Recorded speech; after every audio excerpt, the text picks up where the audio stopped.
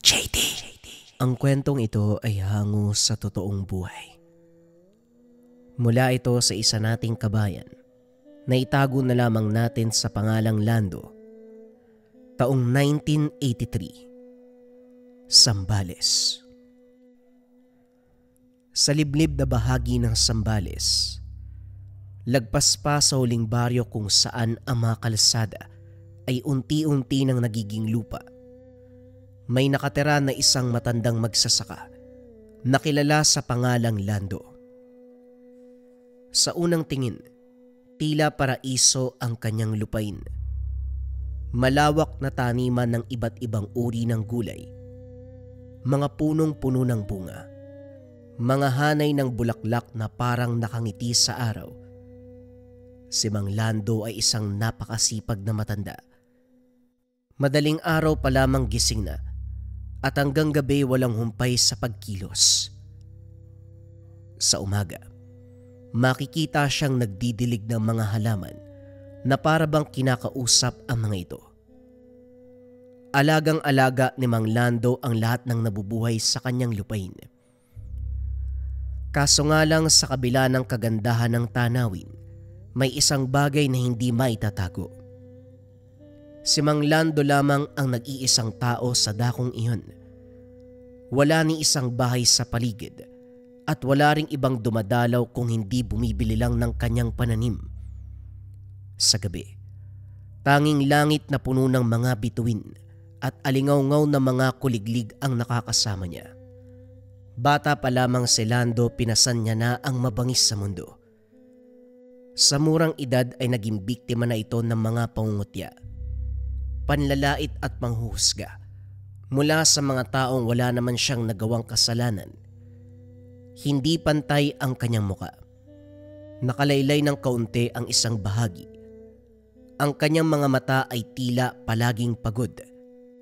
At ang bibig naman, nakapilipit na parabang nagmumukha siyang palaging galit kahit hindi naman. At dahil dito, naging laruan siya ng mga batang kasing edad niya. Ang masaklap pa, pati na rin ang matatanda, hindi nahiyang apihin ang isang batang katulad niya. Oy, ayan na siya oh. Uy, si Lando yung tabingi yung muka oh. Baka kaya iniwan ng tatay at nanay niya no? Anong ibig mong sabihin? Eh di ba ulila na yan? Kaya siguro siya iniwanan ng mga magulang niya kasi ganyan yung mukha niya. Pangit. Umalis na nga tayo. Baka mahawaan pa tayo ng kapangitan niyan. Si Lando, maliit at mahiyain, nagkunwaring hindi narinig ang mga sinabi. Pero kumirot ito sa kanyang dibdib. Sa araw-araw na pangungutya at mga matang mapanlait, hindi na nakakapagtaka kung bakit hanggang sa pagtanda, bitbit nito ang hinanakit at puot sa kanyang puso. Hindi niya alam kung bakit nga ba wala siyang magulang. Hindi niya ito nakilala. Tanging alam lamang niya ay iniwan siya. Ipinaampon sa isang matandang mag-asawa sa baryo. Bagamat mabait ang mga ito, kaso nga lang maaga rin silang namatay. Simula noon lumaki si Lando ng mag-isa. Dala-dala ang mga bulong. Siguro may sumpayan, kaya walang pamilya. At habang tumatagal mas lumalalim ang mga sugat na yun. Nang magkaedad si Mang Lando, unti-unting nagbago ang kanyang pagkatao. Ang batang tahimik at malambot ang puso, ngayon ay naging matanda na mahirap kausapin. Mabilis magalit at ayaw na may ibang taong umaapak sa kanyang lupain. Isang araw, isang ale ang nagtanong sa kanya. Mang Lando ano? Matanong lang po kung mamarapatin niya. Bakit po dito kayo tumira? Ang layo-layo. Napansin ko din wala kayong kasama rito o kahit kapitbahay man lang sana. Wala ba kayong pamilya? Kung bibili ka, bumili ka na. Kung pumunta ka lang para manghialam sa buhay ko, mas mabuti pang umalis ka na lang. Napatras ang babae. Hindi na nagtanong. Kinuha na lamang ang mga pinamili. Bagamat hindi lubusang narinig ni Mang Lando ang babae, sigurado siya na bumubulong ito sa sarili. Dapat lang talagang pagsabihan ng mga katulad yung pakialamera. Nakikisawsaw sa buhay ng iba. Hindi na lang tumahimik. Pagmasdan ng kagandahan ng mga pananim ko. Pero kahit ganito ang madalas na engkwentro ng matanda, hindi may kakaila ng kahit sino. Si Mang Lando ang may pinakamagandang ani sa buong bayan. Ang kanyang mga kalabasa ay palaging mas malaki, mas malusog kaysa sa karaniwan. Ang mga okra ay malulutong. Ang mga bulaklak ay maganda ang bunga. Matitingkad ang kulay. Amoy na amoy ang kabanguhan. Para bang may lihim na kaalaman ang matanda sa lupa, sa tubig, at sa pagpapalago ng mga ito. At sa kabila ng ugali niyang pangit na pinapakita sa iba, marami pa rin ang bumabalik para bumili, para pagmasdan, dahil walang kasing ganda ang kanyang ani. Sa bawat araw mistulang anak na ang turing ng matanda sa kanyang mga halaman. Habang nag-aalis sa mga damo, madalas ay nagsasalita ng mag-isa. O ayan na, dahan-dahan lang. Huwag kayo mag-alala. Hindi ko kayo papabayaan. Wika ni Mang Lando sa mga pananim at tila sumasabay ang hangin. Hinahaplos ang mga dahon na parabang sumasagot ang mga ito. Kung may makakita man sa kanya, mga napapadaan, pinagtatawanan siya at sinasabihan na sirana ang ulo. Pero hindi ito ang mahalaga sa kanya. Sa taniman, doon siya nakahinga ng maluwag. Doon siya kampante at masaya. Doon siya nagiging si Mang Lando. Hindi ang nakatabingi ang muka. Hindi ang pangungutya. Hindi ang batang naulila at tila sinisisi sa kanya ang lahat. Doon siya nagiging tao. Habang nag-iisa sa malaparaisong hardin, naalala naman ni Mang Lando ang kabataan. Isang gabi, habang nasa upuan ang mga bata sa baryo, napadaan ang batang si Lando noon na may bitbit na basket ng kulay. Oy, tignan niyo yung mukha niya oh. Parang pinisil na tigbalang. Tumigil ka nga, ano ka ba? Hindi yan papatulan ng tikbalang, no? Baka nga pati yun matakot pa sa mukha niyan eh. Nakakabinging tawanan at sigawan ang narinig. Si Lando, napahinto lamang ng sandali. Pinisil ang hawak na basket, pero hindi siya lumingon. Tumuloy siya sa dilim na daan, habang ang mga boses ng mga panunukso tumitibay na bakas sa kanyang alaala. Lumipas ang maraming taon. Ang mga batang nangungutya sa kanya noon, nagkaroon na ng kanya-kanyang asawa, nagkaanak, bumuo ng sariling pamilya at may sarili ng bahay at bukirin. Habang si Lando, kahit gaano kasipag ay nanatiling mag-isa at doon tumigas ang kanyang puso. Hindi na siya basta lamang malungkot, kundi naging masama ang loob niya sa mundo.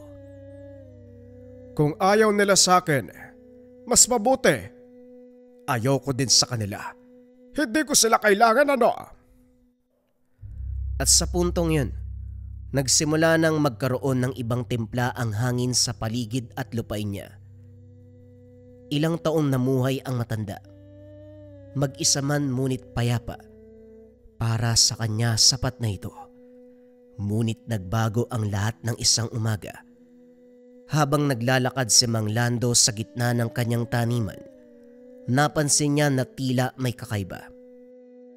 Hindi ito simpleng kalat ng lupa o simpleng pagyuko ng tangkay.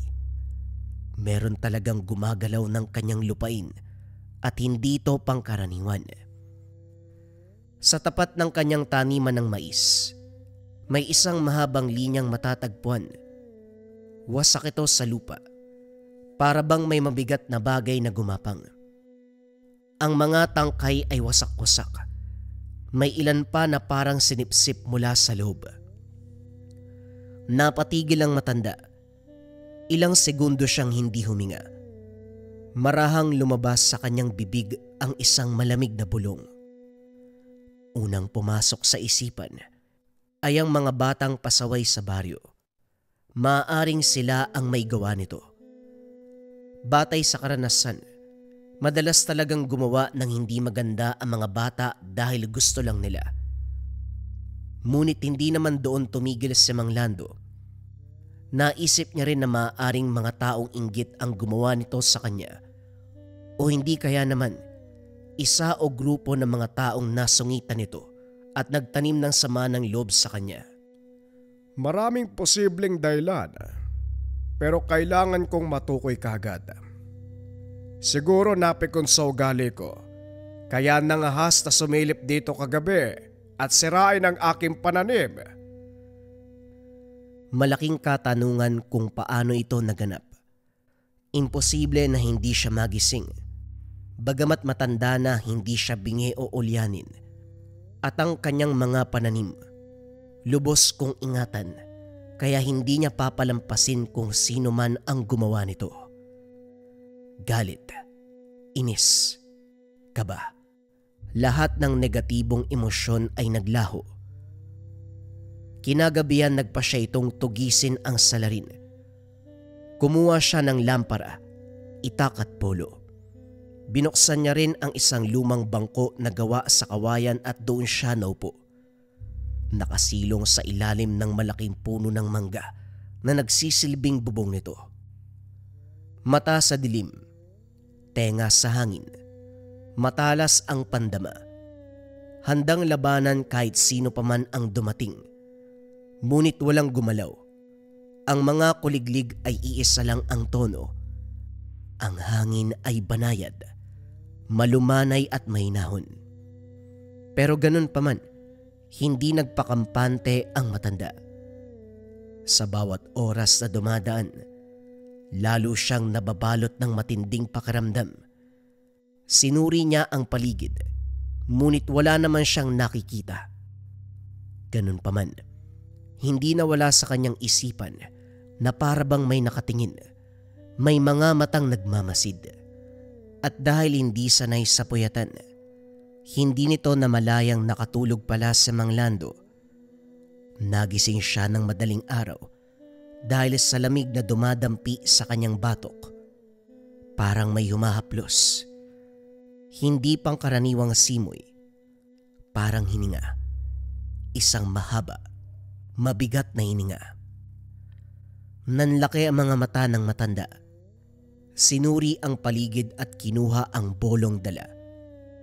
Ngunit katulad kagabi ay wala pa rin siyang nakita. At nang tuluyan ng sumikat ang araw, para siyang binuhusan ng kumukulong tubig. Dahil sa sobrang galit, ang mga tanim ay parang niyurakan ng isang higante. May mga ugat na nakausli. May mga dahong napigtal na parabang sinabunutan. Sa sobrang galit ay naibato niya ang bolong dala sa lupa.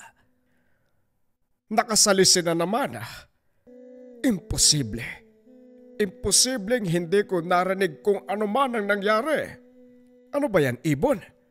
Pusa hindi rin. Mga bata pasaway. Ano kaya? Pero paano sila makakapasok nang hindi ko naririnig? Nagpatuloy si Mang Lando sa pagsuri ng ibang tanim. Inalam kung gaano kagrabe ang pinsala. Sa bawat tanim ay parang hinawakan ng kamay ng hindi pang tao.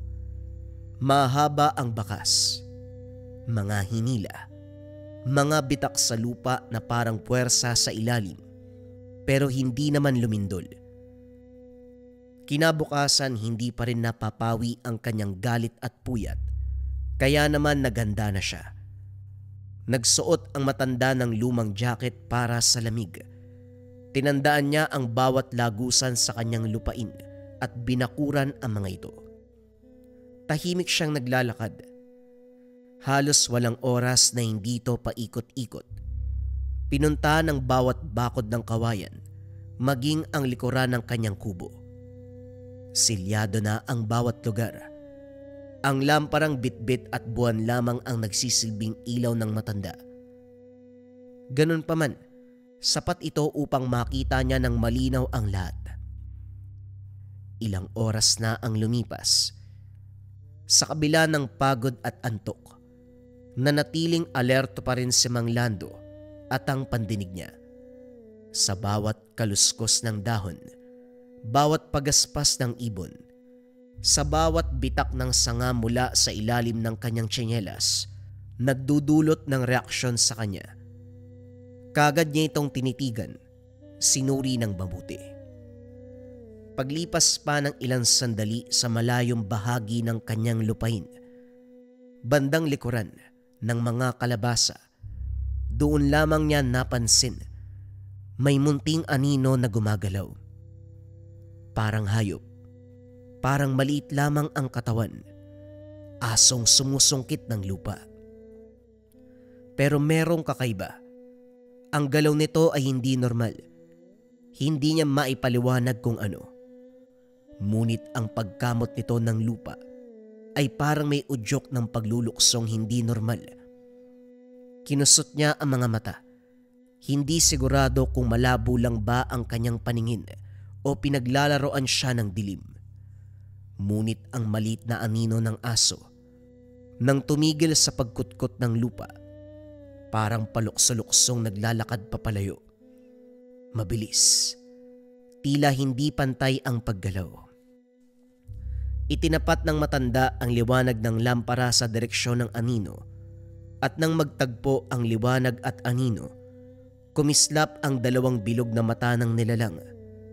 Hindi parang hayop, hindi mata ng normal na aso, kundi parang mga mata ng batang matagal nang hindi nakakita ng araw. Napatras si Mang Lando, ngunit pinakalma nito muli ang sarili. Hayop lang yon. Isang normal na maliit na hayop. Pagdilat ng mga mata, wala na ang nilalang. Kung yon man ang sumisira ng pananim ko. Sa ngayon, hindi siya nagtagumpay. Dagdag pa ng matanda. Bumalik na siya sa pagroronda. Nabawasan naman ang kabang naramdaman ni Mang Lando sa isip nito. Siguro naman hindi na babalik pa ang asong yun. Nakampante ang matanda. Kinabukasan aayusin niya na ang mga napinsala. Ngunit malalim sa kanyang dibdib, tila sinasabi ng kanyang sarili na hindi ito ordinaryong hayop. Pagdating ng araw, halos malaglag ang panga ni Mang Lando sa lupa. Mas matindi ang pinsala. Hindi na ito simpleng abala. Pinaghapit ang mga halaman at ang mga bulaklak. Hindi lamang pinigtal, kundi sinira. Binaboy na parang mga kamay na nagkamot sa lupa at humatak na mga dahon at bulaklak na siyang inapak-apakan sa lupa. Tila giniling ang mga pananim. Ang mga gulay ay pinagkakagat. Ang iba ay halos mabulok na sa grabing pinsala. Nagsilabasan ang mga insekto na siyang kumain sa mga pananim. Ang mga ugat ay parang binungkal sa lupa at tinapon. At ang lupang maayos niyang hinulma ay parang hinukay mula sa ilalim at ginulo. At ang pinaka nakakapanlumong pangitain, merong mga bakas ng paa. Maliliit pero hindi pang bata. Kakaiba ang hugis. Tila mula ito sa hayop na kailanman ay hindi niya nasisilayan. Mahaba ang talampakan, hindi tama ang sukat ng mga daliri, at sa ilalim ng bakas, napagtanto ni Mang Lando na napakabigat nito. Hindi tugma sa laki ng mga marka. Napasigaw, nagdabog, galit na galit habang kinakausap ang sarili. Hindi na napigilan pa ni Mang Lando na magwala ng mga panong yun. Napahawak siya sa ulo. Hinila ang mga buhok. Halos makaskas na ang ngipin sa labis ng panggagalaite. Paano? Paano nangyari ang lahat ng ito? Mataas ang mga bakod. Buong gabi kong rumuronda. Maliwanag ang lampara. Walang ingay kagabi. Sigurado kung walang tao o hayop sa paligid. Wika ni Mang Lando. Kung sino ka man at kung ano ka man, pinapangako kong magbabayad ka. Nagpatuloy ang ganitong sistema ni Mang Lando. Araw-araw at gabi-gabi. Halos hindi na siya natutulog. Bawat oras ng dilim, binababad niya ang pagbabantay. Minsan ay nakaupo siya sa pagitan ng mga halamang gamot. Tumatango.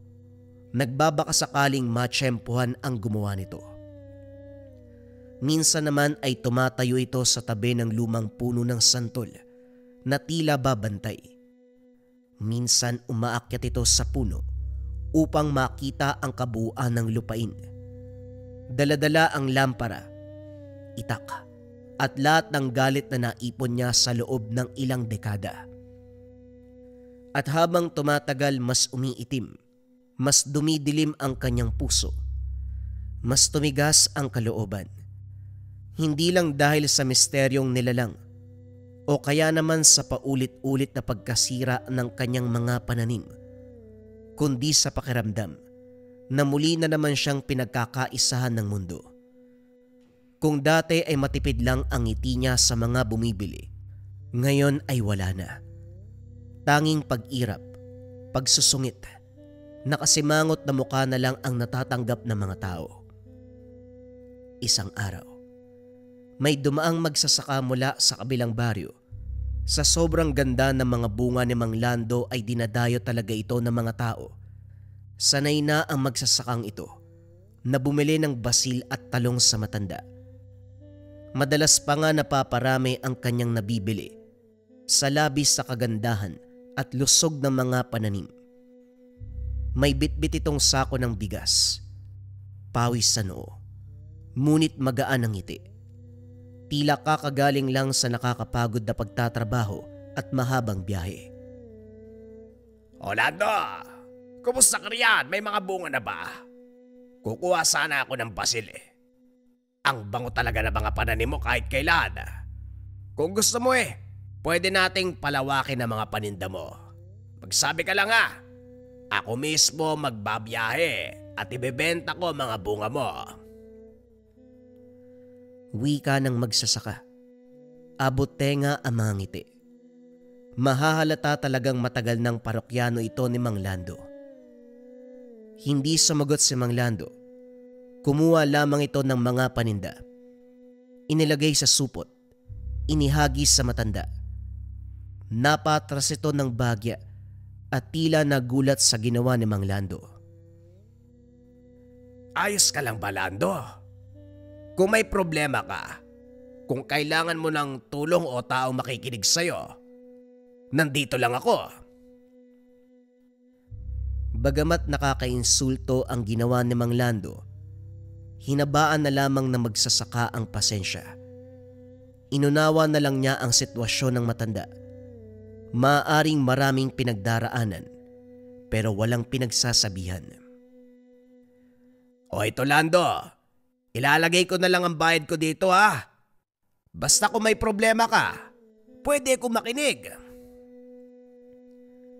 Inangat ni Mang Lando ang kanyang ulo. Nakasimangot at tila tinaasan lamang siya ng kilay. Para bang naiinsulto sa kabutihang inalok ng magsasaka. Huwag ka namang ganyang, Lando. Oo, maganda talaga ang mga pananim mo. Pero kung magpapatuloy ang ganyang pag-uugali mo, kahit gaano pa kaganda ang mga yan, balang araw wala nang bibili sa'yo. Ang mahirap pa niyan, paano kung matapat ka sa piko na tao o hindi kaya grupo, baka pagtulungan ka. Pero, mauna na nga ako kung sakali man. Sana baguhin mo ang pakikitungo sa kapwa. Ayoko naman na balang araw, kung sakaling mawala na tayong lahat, ni isang tao wala man lang pumunta sa lamay mo. Wika ng magsasaka. Umalis na sa lugar. Damang-dama ang matinding pag-aalala nito para kay Mang Lando. Alam din ng matanda na mabuti ang loob ng magsasaka. Hindi mo alam. Hindi mo alam ang pinagdaraanan ko. Wika ni Mang Lando sa sarili. Sa pagpapatuloy ng paglala ng ugali ni Mang Lando, tila nagkatotoo ang babala ng magsasaka. Unti-unting naging matumal ang paninda. Nang mga sumunod na linggo, halos 2 na lang ang bumibili. Sa mga sumunod ay 1 na lang. Hanggang sa kalaunan wala nang dumaraan. Wala nang kumakatok. Wala na ring pumupuri sa kanyang mga bulaklak at mga gulay. Pero si Mang Lando, hindi man lang nag-aalala. Hindi niya pinapansin kahit unti-unti nang natutuyo ang ikinabubuhay. Para sa kanya hindi mahalaga ang ibang tao. Mas prioridad, ang mas malaking kaaway, ang misteryong salari ng dilim. Isang gabi habang nililibot ang lupain, sa bandang bahagi ng Kakahuyan, kung saan madalas matagpuan ang ilang mga insekto, may narinig siyang kakaiba. Hindi ito tunog ng hangin, ng hayop, at hindi rin ito hakbang ng nilalang na matagal niya nang inaabangan. Para itong kaluskos ng maraming dahon na pinapakialaman. Dahan-dahan, patagong ginagapangan. Natigilan si Mang Lando. Halos ilang segundo itong hindi huminga at hindi gumalaw ang katawan. Tumaas ang kanyang balahibo. Itinaas niya ang lampara at tinapat sa pinagmula ng ingay. Sa likod ng puno ng santol, may hugis na kumikilos. Nakakurba, nakayuko, at tila nagtatago. Nang makita niya kung anong uri ng halimaw, isang bata. Madungis at halos masubsob na ang ulo sa lupa sa labis sa pagkakayuko. Hindi man lang ito lumingon sa kanya. Napakunot ang noo ni Mang Lando. Hoy bata! Anong ginagawa mo dyan? Halika rito!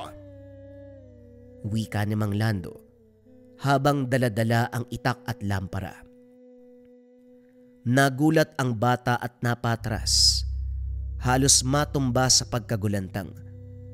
Marahang tumingin sa kanya. Malalaki ang mga mata at malalim. Parang puyat sa sobrang itim ng paligid. Sobrang payat at medyo nanginginig na. Mukhang ilang araw nang hindi kumakain. Nagtitiga ng 2 ng ilang segundo. Nakita ang malaking itak. Sabay kumaripas ng takbo ang bata. Hinabol ito ni Mang Lando. Dala-dala pa rin ang lampara at itak. Hinarang niya ang batang naliligaw. Ikaw ba? Ikaw bang sumira dito? Hindi man nagsasalita. Mariin siyang umiling. Nakatitig pa rin sa itak na bitbit ng matanda. Napahinga ng malalim si Mang Lando. Ibinato papalayo ang hawak na sandata. Muli itong nagbuntong hininga. Tinanong muli ang bata. Ngunit ngayon mas mahinaho na ang boses. Uulitin ko. Ikaw ba ang humila ng mga halaman ko? Huwag na huwag kang magsisinungaling. Nilapitan niya ito. Halos dumikit na ang muka. Ang ilaw ng lampara nagbibigay ng anino sa muka ni Lando. At dahil doon, malinaw na nakita ng batang iyon ang kanyang kapansanan.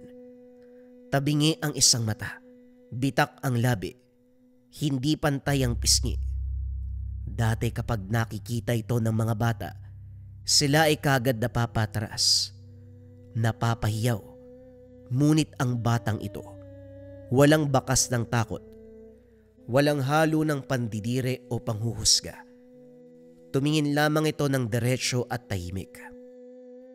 Doon naramdaman ni Mang Lando na kumirot ang kanyang dibdib. Hindi dahil sa takot, kundi dahil nakita niya ang sariling anyo sa mata ng bata na walang kasamang panghuhusga. Kinabukasan, mas maayos na ang kanyang pag-isip. Sinubukan niyang alalahanin ang itsura ng kanyang tanim, ang lalim ng hukay, ang bigat ng pagkapunit ng mga tangkay, halaman, mga dahon at bulaklak, ang haba ng hatak sa lupa, at doon napagtanto ng matanda ang isang katotohanan. Hindi kaya ng isang maliit na batang patpatin ang ganong klaseng pinsala. Ang patpating bata na nasa harapan, ang braso ay parang isang natuyong sanga. Hindi pwedeng makasira ng ganong kalakas. At habang pinagmamasdan niya ang bata mula sa malayo, napansin niyang halos hindi makatayo ng matagal ang paslit. Madalas nakaupo, natutuyo ang sipon, madalas nagpapahinga, hindi siya ang salarin.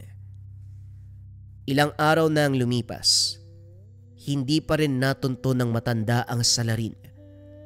Ang batang paslit na palaging tinataboy, hindi pa rin umaalis. Umalis ka na rito. Huwag ka nang bumalik. Huwag kang dumikit sa mga pananim ko. Ano ba? Hindi ako nag-aapon ng bata. Iba't ibang araw, iba-iba rin ang sinasabi ni Mang Lando.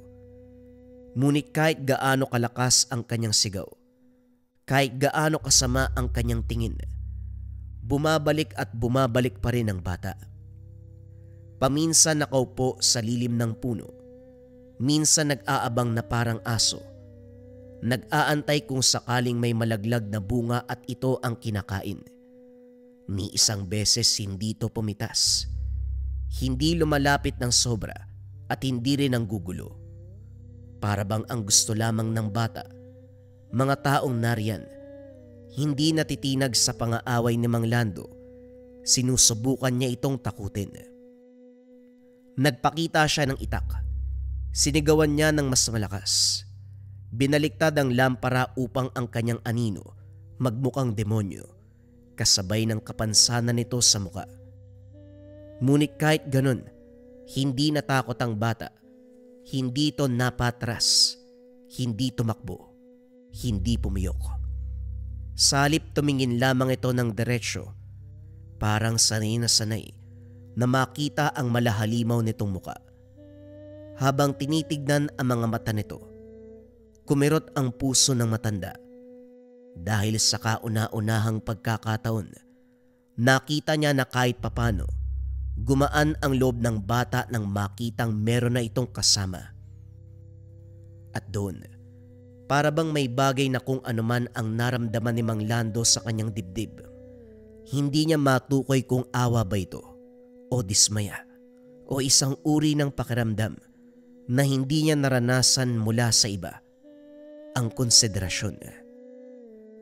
Simula noon kahit masungit pa rin siya, kahit palaging galit, kahit halos hindi na siya kumikibo, hindi niya pinigilan ang bata. Hindi niya ito pinapagalitan na manatili sa kanyang tabi. Hindi niya ito tinatawag na anak, na alaga. Wala siyang sinasabi. Wala siyang inaamin, pero hinahayaan niya itong umupo sa tabi ng kubo. Tumulong mag-ayos sa mga paso. Kumain ng kanin at mantika. Paminsan-minsan kasama ang gulay na kanyang niluto. Higit sa lahat, hinahayaan niya itong matulog sa ibabaw ng lumang banig sa ilalim ng puno kapag gabi.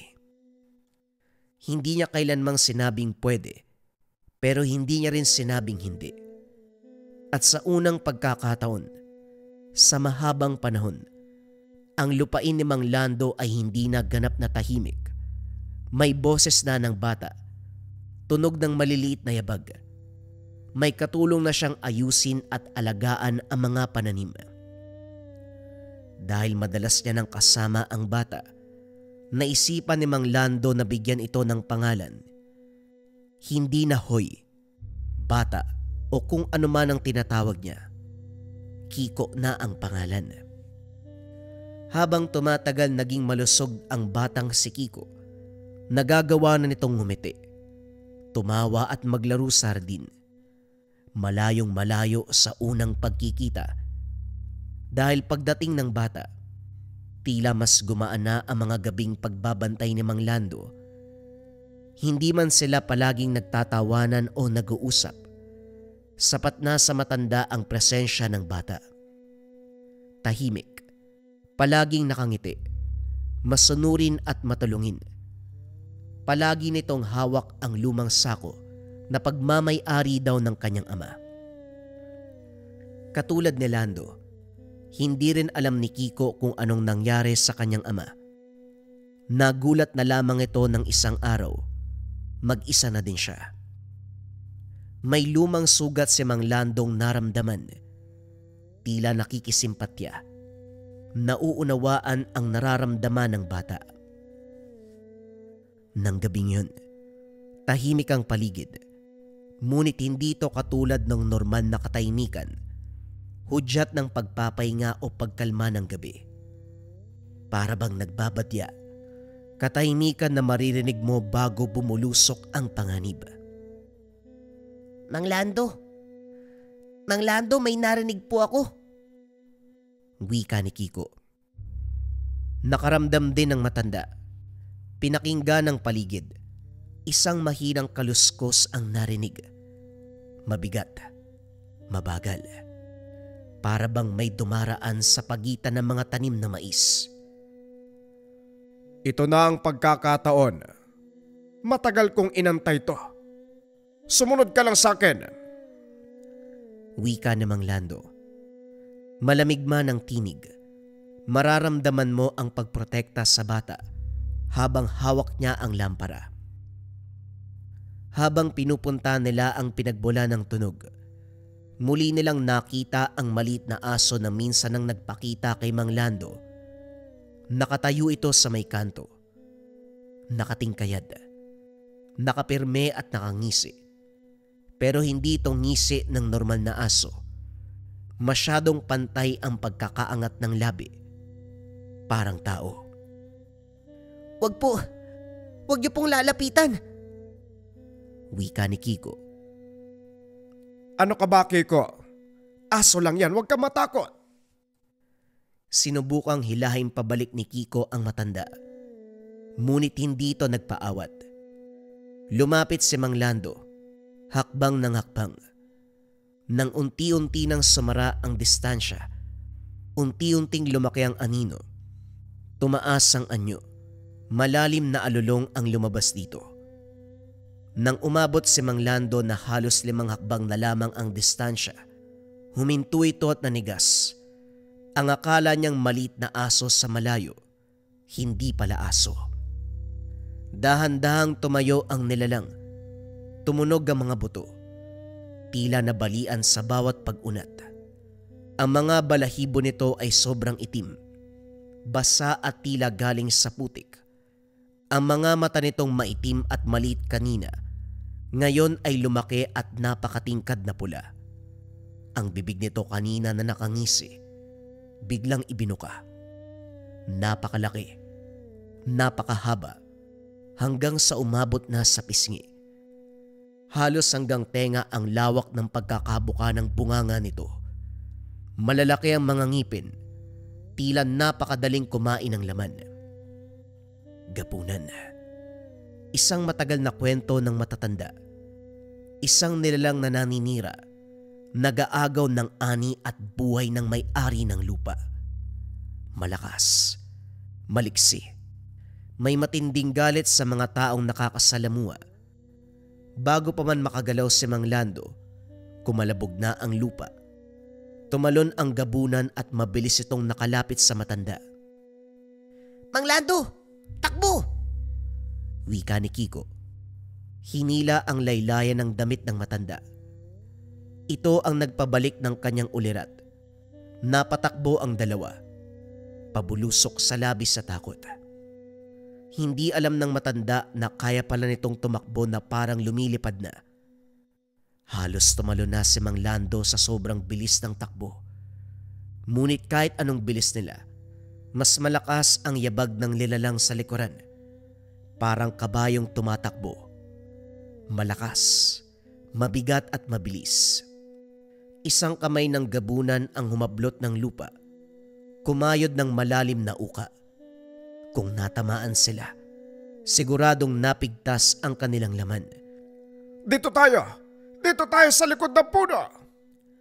Nagtago sila sa lumang puno ng akasya.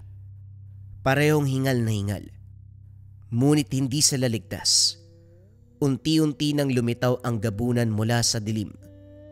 Sa bawat hakbang nito, bumabagsak ang pawis at putik mula sa katawan. Tumutulo ito sa lupa. Paglapit ito sa puno, kaagad silang naamoy. Hindi na nagaksaya ng panahon si Mang Lando. Itinaas nito ang kanyang itak. Binuksan ang lampara. Inundayan niya ito ng malakas na hampas. Tumama ito sa mukha ng nilalang. Pumutok ang balat nito. Lumabas ang malapot na parang dagta na kulay itim. Sisindihan pa sana niya ito gamit ang apoy ng lampara, ngunit tila hindi nasaktan ng gabunan. Sa halip ay lalo pa itong nagalit. Sinunggaban siya ng nilalang.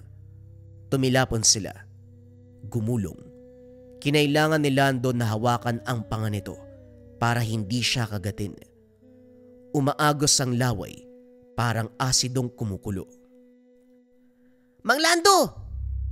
At mula sa likuran ng nilalang, pinukpok niya ito sa ulo ng pagkalakas gamit ang isang malaking bato. Bagya itong napatras, sapat para makatayo si Lando at makatakbo. Patuloy ang habulan, ang ingay, ang putik, ang malalim na hininga ng halimaw. Lahat ng ito ay nagmistulang dagungdong sa tahimik na lupain. Nang sumikat na ang araw, tila biglang nawala ang nilalang. Gayunpaman hindi nag-aksaya ng panahon si Mang Lando. Sugatan, galit at hinihingal. Dumiretso ang matanda kasama si Kiko sa kakilala nitong albularyo. Pagpasok niya, agad siyang sinita ng matanda.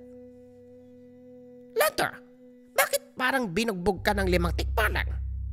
Ano bang ginawa mo? Sabi na magkakaroon ka rin ng katapat eh. Ano nangyari? Nagsungit ka na naman? O di kaya naman inirapan mo sila? Huwag mo kong pagtripan, Urog. Sabihin mo sa akin ang nalalaman mo patungkol sa mga gabunan.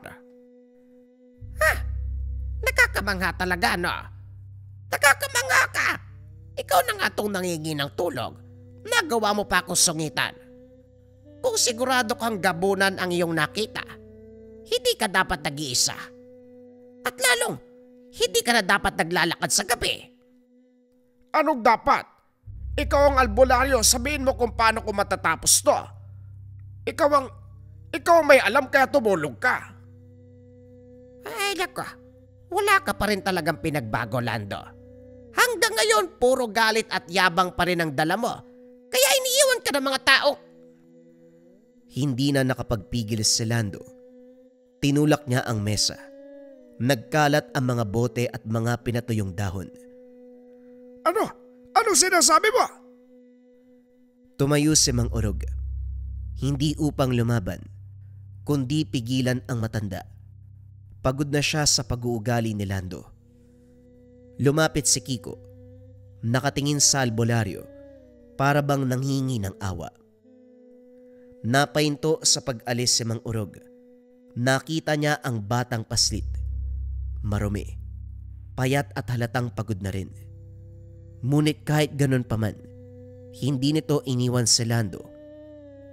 Napabuntong hininga ang matandang albularyo. Kumuha ito ng isang lumang tela. Para sa'yo, bata. Proteksyon. Huwag mong tatanggalin at makinig ka. Hindi ang matanda ang dapat tumawak nito kung hindi ikaw. Ikaw ang magtataboy sa gabunan. Ikaw lang ang papakinggan ng lupa.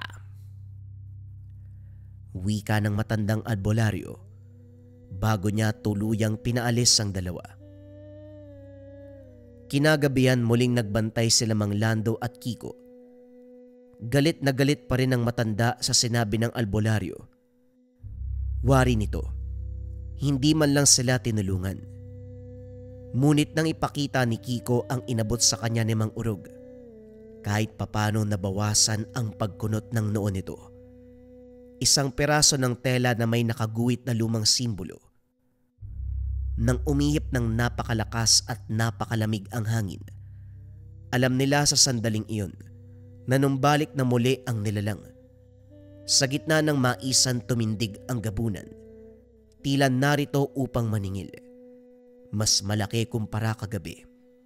Mas mabilis at higit sa lahat, mas galit. Doon nagsimula ang pinakamatinding engkwentrong naranasan ni Mang Lando sa buong buhay niya. Mabilis, marahas at walang patawad. Tumalon ang gabunan. Tinangkang patayin si Lando ngunit kagad humarang si Kiko dala-dala ang tela. Hindi alam ng dalawa kung para saan o kung paano nangyari. Ngunit biglang napatras ang nilalang nang makita ito. Umalulong ng pagkalakas-lakas, halos nakakabingi, dahilan upang takpan ni Kiko ang tenga at muling bumalik ang nilalang. Sumugod muli ang gabunan. Halos bumagsak na ang buong linya ng mais. Inundayan nito ni Lando ng itak. Tumagos ang talim sa balikat nito. Ngunit ang halimaw ay hindi pa rin natitinag. Nagtulungan muli ang dalawa. Sinunggaban silang pareho pero kaagad nakaiwas. Gumapang sila sa lupa.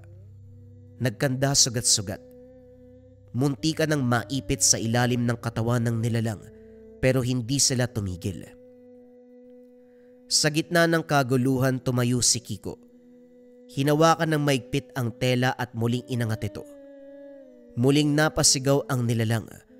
Nang umilaw ang kulay gintong simbolong nakaguhit dito, ginamit itong pagkakataon ni Mang Lando upang tuluyang pugutan ng ulo ang nilalang. Matapos ang ilang pagtaga ni Mang Lando, tuluyang tumigil ang nilalang. Nagliyab ang balat nito sa malamlam na kulay asul. Nagsimulang mangisay ang katawan. Bumagsak, naglaho at naging usok. Hanggang sa tuluyan ng walang natira, kundi ang putik at amoy ng luma at basang lupa.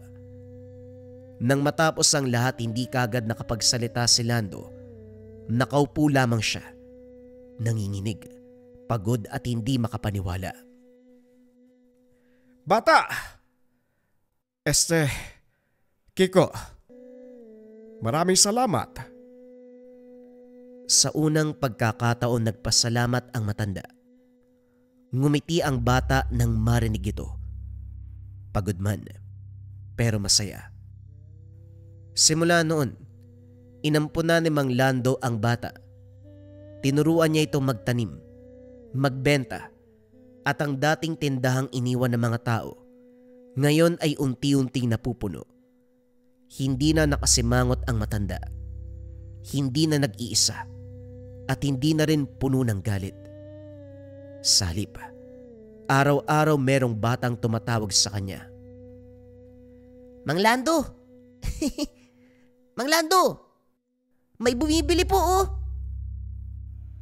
Sa mahabang panahon, nakita nila ang ngiti ni Mang Lando, ang mahusay na matanda sa pagtatanim, na palaging nakasimangot.